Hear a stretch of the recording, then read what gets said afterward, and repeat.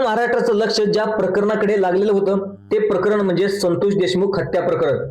आज पुन्हा एकदा न्यायाच्या दिशेने एक मोठं आणि निर्णायक पाऊल टाकण्यात आलं. बीड जिल्ह्यातील मसाजोगचं सरपंच ते म्हणजे संतोष देशमुख यांच्या निर्गुण हत्यातून केवळ एका गावाला नाही तर संपूर्ण महाराष्ट्राला हादरवून टाकलं होतं.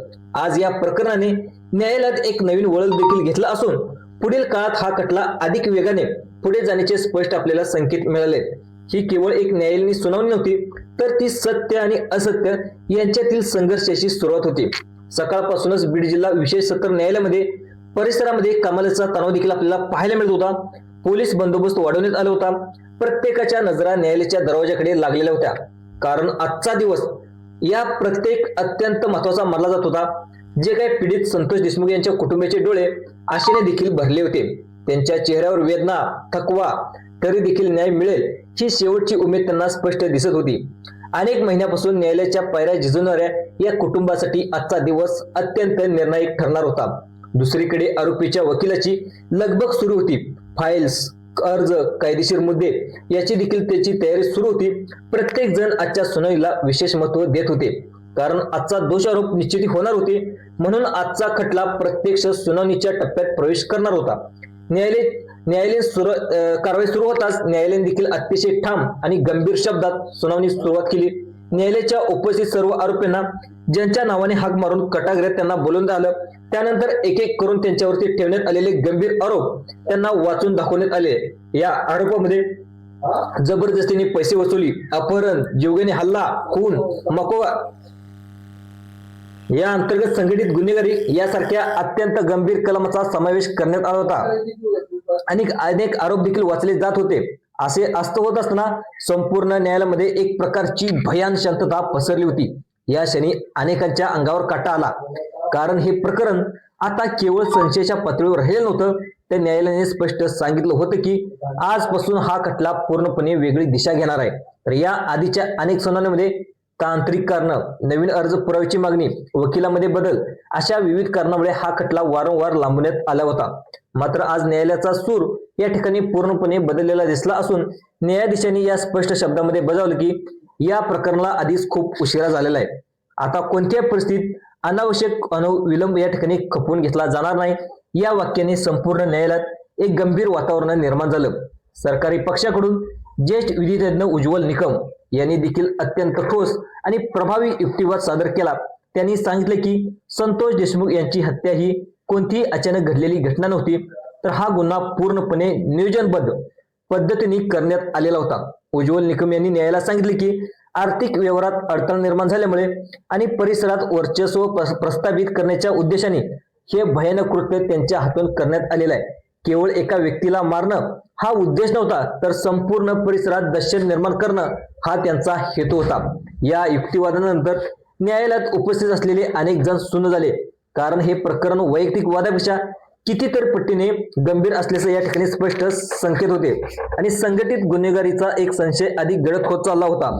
तर मित्रांनो, याच दरम्यान आरोपीच्या वकिलाकडून पुन्हा एकदा एक वेळ मागण्याचा प्रयत्न करण्यात आला, पण काही कागदपत्राचा अभ्यास करण्यासाठी अतिरिक्त अवधी हवा असल्याची देखील त्यांच्याकडून मागणी करण्यात आली. मात्र सरकारी वकिलांनी यावर जोरदार आक्षेप घेतला.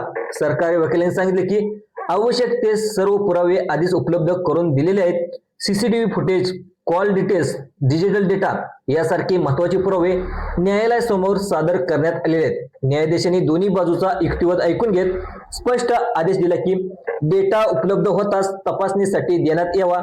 मात्र यावरून सुनावणी पुढे ढकलली जाणार नाही. यानंतर सुनावणीत सर्वात महत्वाचा क्षण आला, थेट आरोपीची विचारणा. न्यायाधीशांनी एक एक करून सर्व आरोपींना विचारलं, तुमच्यावर ठेवलेले आरोप तुम्हाला मान्य आहेत का? मुख्य आरोपी वाल्मिक कराला प्रश्न विचारण्यात आला तेव्हा संपूर्ण न्यायालयात शांतता पसरली. काही क्षणाचा थांबा घेत तो उभा राहिला आणि म्हणाला, मला हे आरोप मान्य नाहीत. त्याने त्याच वेळी राजकीय देशातून आपल्याला या प्रकरणात अडकवण्यात आल्याचा दावा त्यांच्याकडून करण्यात आला. या वक्तव्यामुळे न्यायालयात एकच खळबळ उडाली. मात्र न्यायाधीशांनी त्याला तात्काळ थांबवलं. केवळ हो किंवा नाही एवढंच उत्तर देण्यास सांगितलं. यानंतर सर्व आरोपींनी एक सुरात आरोप नाकारले. यामुळे आता हा खटला सविस्तर सुनावणीच्या टप्प्यात जाणार असल्याचं स्पष्ट झालं. न्यायाधीशांनी पुढील सुनावणीची तारीख जाहीर करत सांगितले की हा खटला आता जलद गतीने चालवण्यात येईल. साक्षीदाराच्या साक्ष उलट तपासणी आणि पुराव्याच्या आधारे हे सत्य बाहेर आणलं जाईल. आजची सुनावणी या ठिकाणी इथं संपली असली तरी काही मिनिटाच्या प्रक्रियेमुळे या संपूर्ण प्रकरणाला नवीन वळण मिळालंय आणि संतोष देशमुख यांच्या कुटुंबासाठी हा थोडासा दिलासा देणारा निर्णय या ठिकाणी ठरण्यात आलेला आहे. तसंच पाहायला गेलं तर एक तरुण आणि कर्तव्यदक्ष सरपंच ते म्हणजे मासाजोगचे सरपंच संतोष देशमुख जो गावचा आधारस्तंभ होता, त्यांच्या गावातील एक उमदं नेतृत्व होतं. त्यांचा असा अंत होणं हे केवळ एका कुटुंबाचं नुकसान नाही तर त्या मस्साजोग गावचं आणि त्यांच्या बीड गावचं आणि जे काय त्यांच्या पक्षाचं काम करत होतं ते म्हणजे भारतीय जनता पक्षाचं सगळ्यात मोठं या ठिकाणी नुकसान होतं. आणि केवळ महत्वाचं संपूर्ण समाजासाठी देखील जे काय बीड जिल्हा देखील आहे तर बीड जिल्हा देखील संपूर्ण या ठिकाणी हादरून गेलेला आहे. तुम्ही देखील पाहत असाल तर आजची सुनावणी देखील संपली आहे, पण काही मिनिटाच्या प्रक्रियेमुळे या संपूर्ण प्रकरणाला देखील नवीन वळण मिळालेलं आहे आणि संतोष देशमुख यांच्या कुटुंबाला देखील या ठिकाणी थोडासा वेळ देखील मिळालेला आहे. त्यामुळं सगळ्यात महत्वाचं म्हणजे आज आरोप निश्चिती झाल्यामुळं पीडित कुटुंबाच्या मनात या ठिकाणी न्याय मिळेल ही आशा आता पुन्हा एकदा जागी झालेली आहे. मात्र खरी लढाई आता सुरू होणार आहे. पुढील सुनावणीमध्ये कोणते नवे खुलासे समोर येतात, कोणते धक्कादायक पुरावे पुढे येतात आणि शेवटी सत्तेचा विजय होतो का हे देखील पाहणं अत्यंत महत्वाचं ठरणार आहे. सगळ्यात महत्वाचं म्हणजे जे आता सुनावणी वारंवार पुढे ढकलण्यात येत आहेत ते देखील नेमकं का होतंय असे देखील आता जे आपल्या महाराष्ट्रातले नागरिक आहेत ते देखील आता न्यायालयावरती प्रश्न विचारू लागलेत.